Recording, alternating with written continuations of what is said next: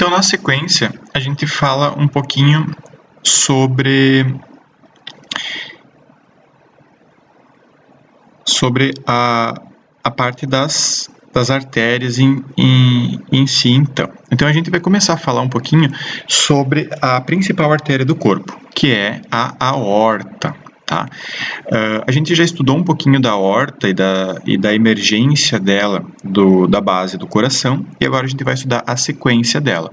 Então, nós temos uma porção ascendente da aorta, que emerge do coração, e uma curva, né? Essa curva, ela recebe um nome, isso se chama arco aórtico.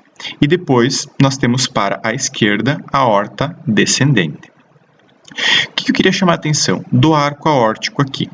Esse arco aórtico, ele vai emitir 3 ramos em sua posição superior.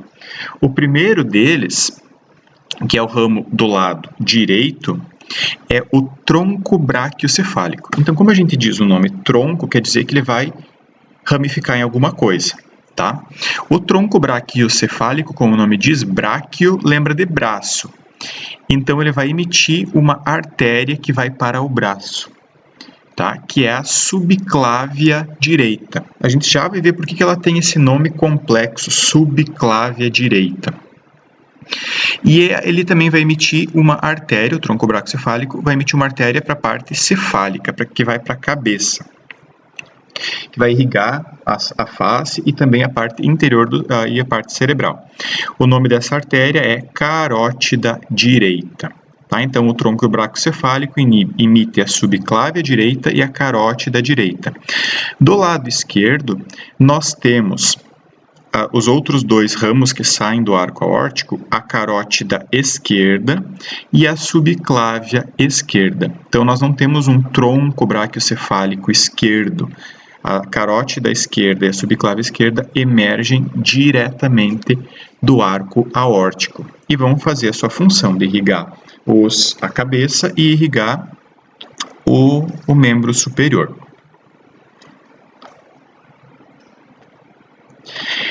Para falar um pouquinho então da irrigação da cabeça, nós vamos falar um pouquinho sobre as carótidas, tá? Então, a carótida, ela é uma artéria que ela sai do tronco braquiocefálico ou do arco da aorta, dependendo do lado, e ela emerge, né, como uma artéria carótida comum, ela é única. Só que, mais ou menos na região média do pescoço, essa carótida comum, ela se ramifica em carótida interna, que aqui só tem um coto dela, que vai entrar para o crânio e irrigar o cérebro, e uma carótida externa, que vai irrigar a parte superior do crânio e também a face. Então, agora a gente vai falar um pouquinho sobre os ramos da carótida externa, e depois a gente fala um pouco sobre a carótida interna. Então, a carótida externa, que é uma das bifurcações da carótida, ela faz o quê? Ela emite ramos. Que tipos de ramos? Então, ela emite ramos para 4 direções. Anterior, ou seja, para frente, posterior, para a região medial e ramo terminal, que seria para a região superior. Vamos falar um pouquinho dos ramos anteriores da carótida externa. Então, a carótida externa, o primeiro ramo que ela emite, digamos assim, é a artéria tireoidea superior, tá? Que vai irrigar a nossa glândula tireoide na parte superior. Depois a gente vai ver o ramo da tireoide inferior. O segundo ramo que ela emite é o ramo da artéria facial. O ramo da artéria facial, ele emite mais ou menos na altura do ângulo da mandíbula, tá? Na carótida externa, na altura do ângulo da mandíbula. E ele nasce na região medial da mandíbula e ele lateraliza, ele passa pela região inferior do ângulo da mandíbula e lateraliza. Aí ele emite seus ramos. A artéria facial emite ramos mentual, que vão irrigar o lábio inferior e o queixo, artéria labial superior, artéria frontal, artéria alar, que irriga o nariz. Mais ou menos isso. Esses são os ramos anteriores da carótida interna. Os ramos posteriores da carótida interna, então nós vamos ter principalmente a artéria occipital, que vai irrigar a parte posterior do crânio, principalmente o osso occipital, e nessa altura aqui, mais ou menos, nós vamos ter a artéria auricular posterior, que nesse desenho ela não está mostrando, mas existe, que vai irrigar quem? A orelha, parte da orelha. Então a gente viu o ramo anterior, ramo posterior e agora a gente vai ver um pouquinho o ramo medial. Aqui não dá para ver, mas ela emite um ramo que é a artéria faríngea ascendente, que vai irrigar a parte superior da faringe. Ela emite para a região medial do pescoço. E por fim, nós temos os ramos terminais, né, que são a parte mais superior da carótida comum. Um dos ramos terminais é a artéria maxilar. O primeiro ramo terminal é a artéria maxilar, que irriga a parte do osso maxilar, e o segundo é a artéria temporal superficial, que é um ramo terminal, né? Ela emite ramos parietais e ramos frontais. Então, esses são os ramos que irrigam a parte de fora da cabeça e também que irrigam a face.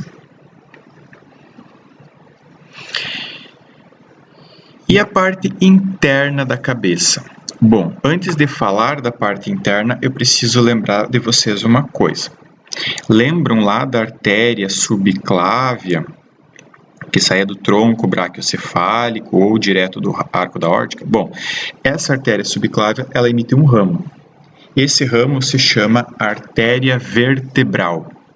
Vertebral por quê? Porque ele passa dentro dos processos transversos das vértebras cervicais, da 6, 5, 4, 3, 2, 1, o Atlas, mas não da sétima vértebra cervical.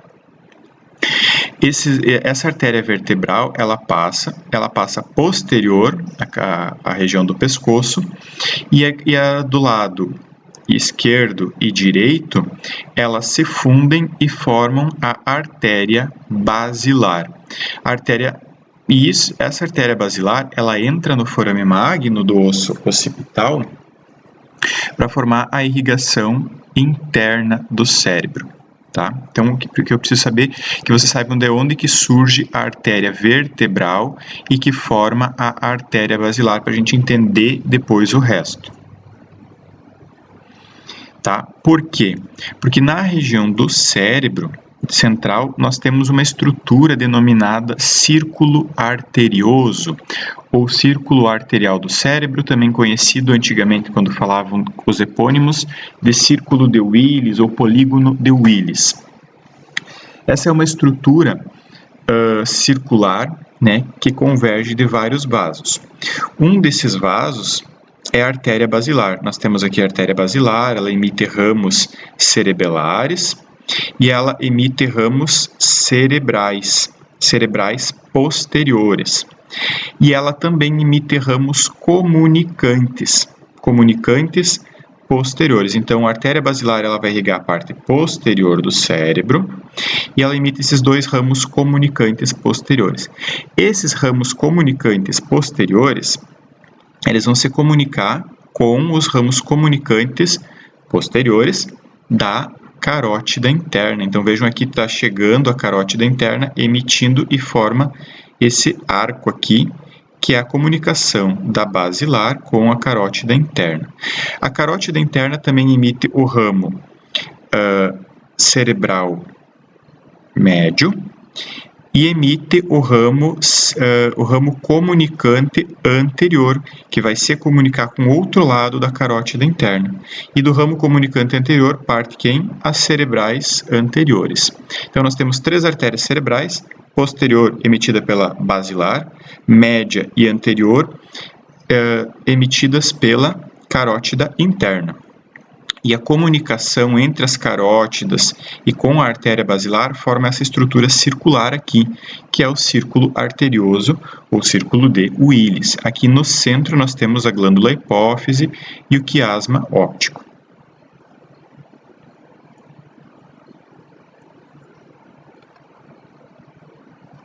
Então, aqui é uma representação melhor do círculo de Willis. Então, o sangue chega pela basilar, o sangue chega pela carótida interna, e como que o sangue sai do sistema nervoso central? Do sistema nervoso central, existem estruturas que drenam o sangue denominados seios da dura mater, que são estruturas venosas que ficam entre a dura mater e que removem o sangue de dentro do cérebro para as veias jugulares. Ok? Então, nós temos um seio sagital superior, tá? Que ele fica mais na parte superior da calota craniana e converge da região anterior para a região posterior até o occipital. E temos um seio mais interno, o que é o seio sagital inferior. Além desse seio, nós vamos ter um seio reto, que comunica o seio sagital inferior com o sagital superior, numa região denominada confluência dos seios, porque é ali onde chegam todos os seios. Essa confluência dos seios, ela vai drenar para o seio transverso de cada lado, esquerdo e direito, que drena para o seio sigmoide porque ele é meio tortuoso, e o sigmoide drena para a jugular. Existem outros seios da parte mais basal, que é o seio petroso, o seio cavernoso, enfim, mas todos eles vão, de alguma maneira ou de outra, drenar para o seio sigmoide e depois para a jugular. Então, assim que o sangue sai do cérebro. Da região da face e do pescoço, nós temos sempre veias satélites. Saindo um pouquinho da cabeça, agora a gente vai para os membros superiores, tá? Então, vamos falar um pouquinho dos ramos mais importantes dos membros superiores. Lembram que nós tínhamos o tronco braquiocefálico ou a artéria subclávia? O tronco braquiocefálico, ele imita a artéria subclávia. Ela tem esse nome por quê? Porque ela passa por baixo de uma estrutura óssea, de um osso, chamado clavícula. Então, por isso que ela tem esse nome, sub, embaixo, clavícula. Depois que essa artéria subclávia passou pela clavícula, ela muda de nome. Ela se transforma em artéria axilar.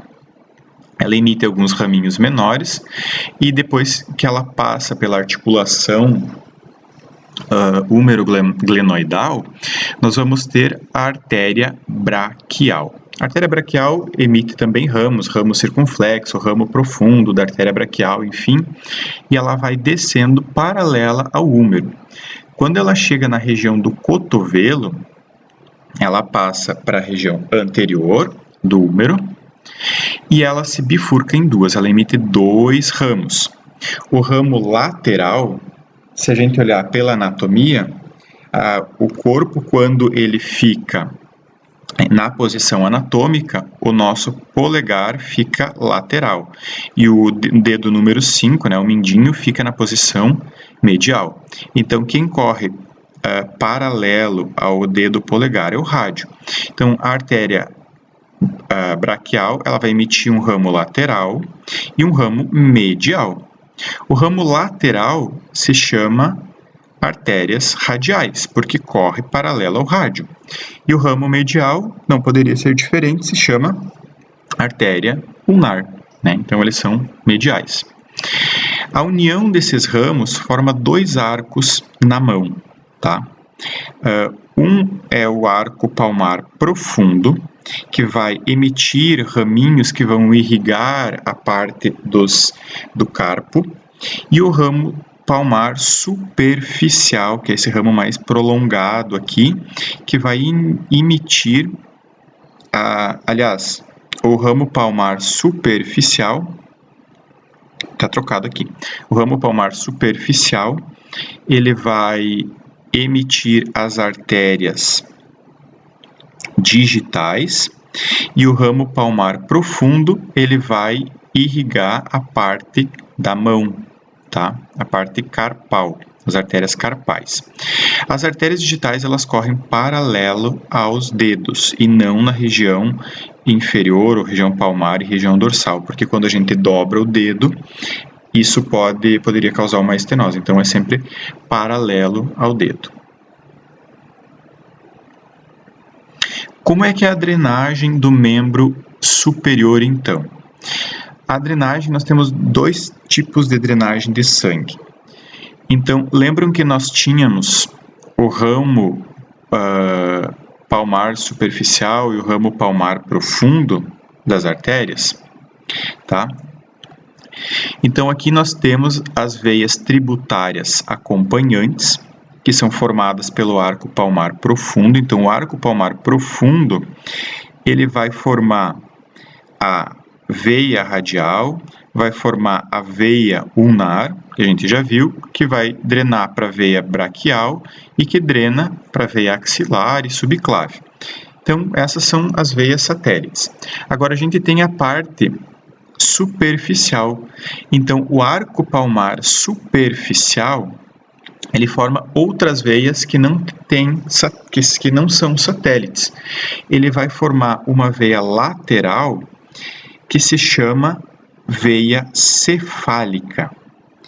E ele vai formar uma veia medial chamada veia basílica. Então, o arco palmar superficial, ele forma a cefálica e a basílica. A veia basílica, ela vai drenar para a região da veia braquial, tá? A região mais proximal da veia braquial, né? Mais perto da articulação escápulo-humeral. Enquanto que a veia cefálica, ela vai drenar lá diretamente na veia axilar, ela drena mais lá em cima. Ok? Então, esse é o retorno venoso e a irrigação do membro superior.